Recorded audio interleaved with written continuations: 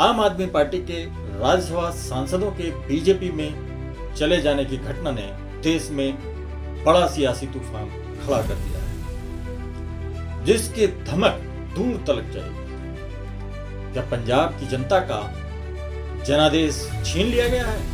पंजाब सूबे में इस बात को लोगों के बीच में अलगाववादी ताकतें कहती हैं कि उनके लोगों को आवाज नहीं मिलती, उनके लोगों को सुना नहीं जाता, उनके लोगों को न्याय नहीं मिलता। और आज भारतीय जनता पार्टी ने ठीक वही किया है जो वो सिद्ध करना चाहते हैं। क्या लोकतंत्र सिर्फ आंकड़ों का खेल बनकर रह गया है?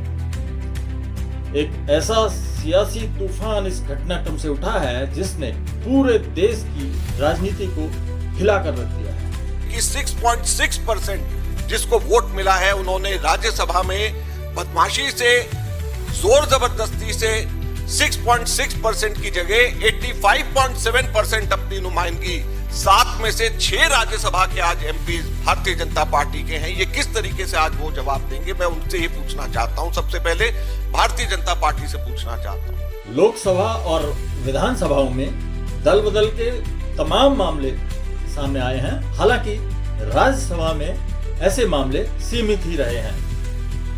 एक साथ इतने राज्यसभा सांसदों के दल बदल का मामला बिरला ही कहा जाएगा। 1985 के 52वें संविधान संशोधन और फिर 2003 के 91वें संविधान संशोधन के बाद नियम सख्त हो गए और सदस्यता बचाने के लिए 2/3 वाली कंडीशन लगा दी गई। हालांकि यहाँ ये बताना भी दिलचस्प होगा कि राघव चड्ढा ने खुद राज्यसभा में इस 2/3 वाली लिबर्टी को भी खत्म करने की मांग की थी।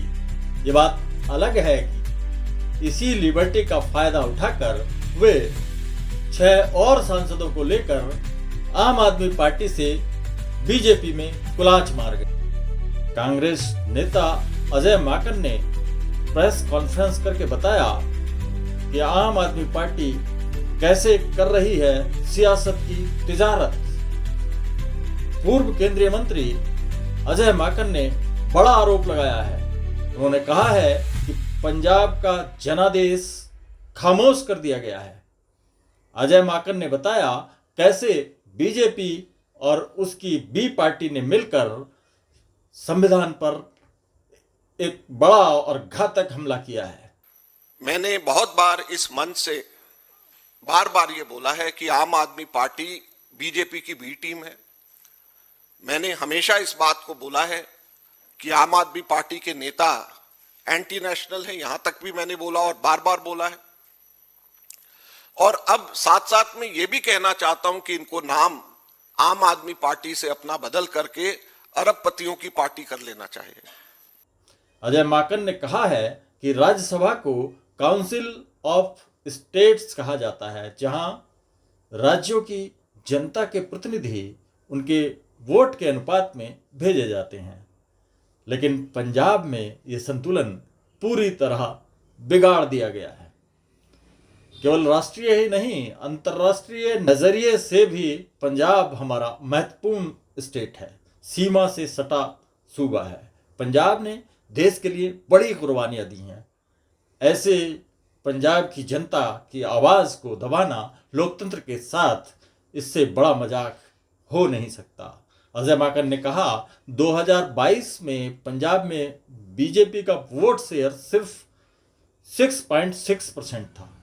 117 में से केवल 2 विधायक जीत कर आए थे। उनके 2 विधायकों वाली पार्टी के पास आज राज्यसभा में 6 सीटें हो गई हैं।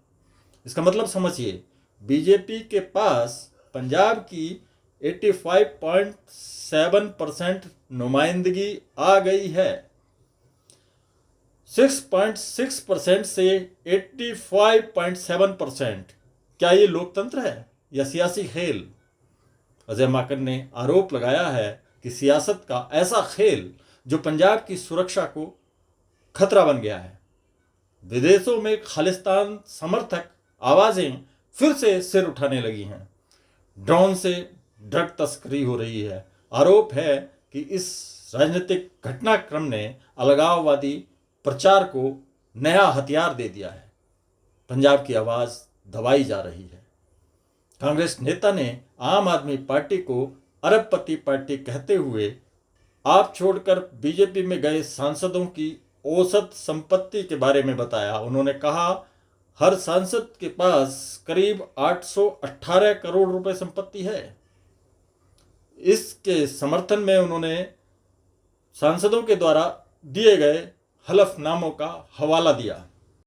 7 लोगों की टोटल तो मेरी कैलकुलेशन से बाहर है, लेकिन जितने टोटल थे उसको 7 से डिवाइड किया तो जो प्रति व्यक्ति राज्यसभा जो इनकी नेटवर्थ है वो है 818 करोड़ रुपया प्रति राज्यसभा। 7 एमपी जो आम आदमी पार्टी से छोड़ करके भाजपा गए हैं, 818 करोड़ रुपए 50,35,420 एग्जैक्टली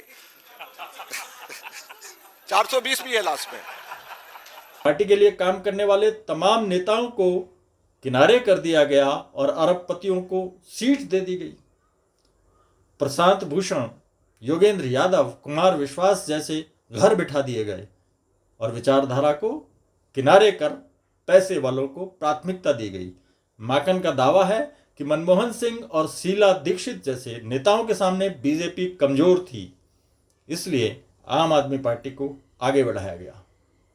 उन्होंने आम आदमी पार्टी को बीजेपी की बी पार्टी बताते हुए यह भी आरोप लगाया कि आपने वोट काटे और फायदा हर बार बीजेपी को मिला। गुजरात में 2022 में आपको 1% से कुछ अधिक वोट मिले और कांग्रेस हार गई। दिल्ली में आपके बाद बीजेपी सत्ता में आ गई, यानी हर बार फायदा बीजेपी को। मैंडेट फ्लिप का आरोप लगाते हुए अजय माकन ने कहा है कि मध्य प्रदेश, कर्नाटक, गोवा, नॉर्थ ईस्ट और अब पंजाब सरकार बदलने का पुराना तरीका। सबसे बड़ा सवाल, क्या ये सिर्फ राजनीति है या लोकतंत्र के मूल ढांचे को चुनौती? और क्या इसका असर पंजाब की सुरक्षा और देश की राजनीति पर पड़ेगा? आपकी क्या राय है? कमेंट बॉक्स में ज़रूर बताएं।